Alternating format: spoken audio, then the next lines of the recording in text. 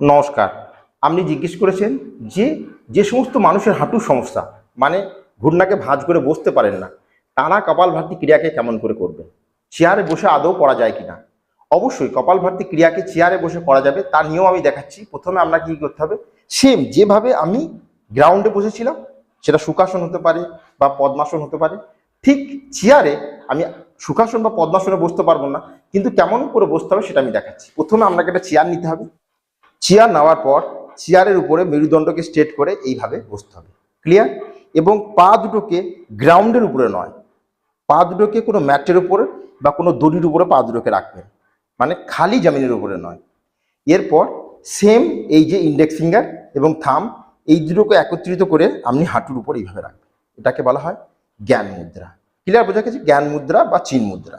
এরপর যেমন করে আমি গ্রাউন্ডে বসে সুখাসন বা পদ্মাসনে কপালভাতি ক্রিয়াকে করছিলাম, ঠিক একইভাবে সেম প্রসিজারে আমি চেয়ারে বসে কপালভাতি ক্রিয়াকে শুরু করব। মানে ধিমি গতি, মানে কপালভাতি ক্রিয়া তিনটি গতি, ধিমি, মধ্যম এবং উচ্চ গতি। তো প্রথম দিকে আমি ধিমি গতি দিয়ে শুরু করব। ক্লিয়ার? চিন মুদ্রায় বসে মেরুদণ্ডকে স্ট্রেট রেখে বাকি প্রসিজার কিন্তু সেম, মানে বাকি যে পদ্ধতি, যে গর্দান হিলাবো না বা এইভাবে ফোর্সফুলি শ্বাসকে ছাড়বো না, ধীরে ধীরে পেটটাকে ভেতরের দিকে স্ট্রোক এবং শ্বাসটাকে সম্পূর্ণভাবে একই সাথে ছাড়বো। এটা হলো কপালভাতি ক্রিয়ার নিয়ম। তো দেখা যাক, এ হলো জ্ঞান মুদ্রা বা চিন মুদ্রা এবং প্রত্যেক সেকেন্ডে একটা করে স্ট্রোক।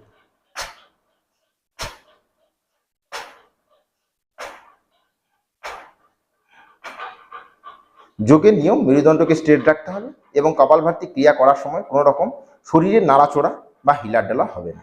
শ্বাসকে এইভাবে নেব না, শ্বাসকে ছাড়বো। শ্বাসকে ছাড়া আর পেটকে ভেতরের দিকে ধাক্কা দেওয়া, এটা একই সাথে ঘটবে। বাকি সেম প্রসিজার, শুধু গ্রাউন্ডের পরিবর্তে চেয়ারে বসবো।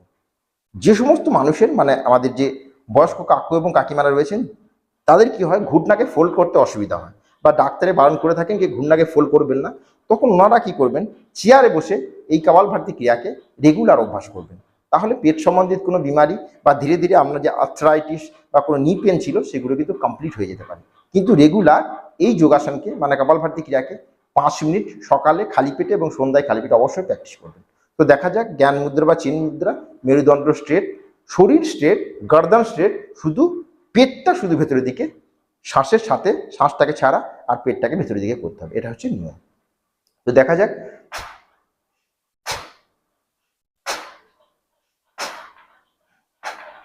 রেগুলার প্র্যাকটিস করতে হবে, শরীরের প্রতি যত্ন নিতে হবে।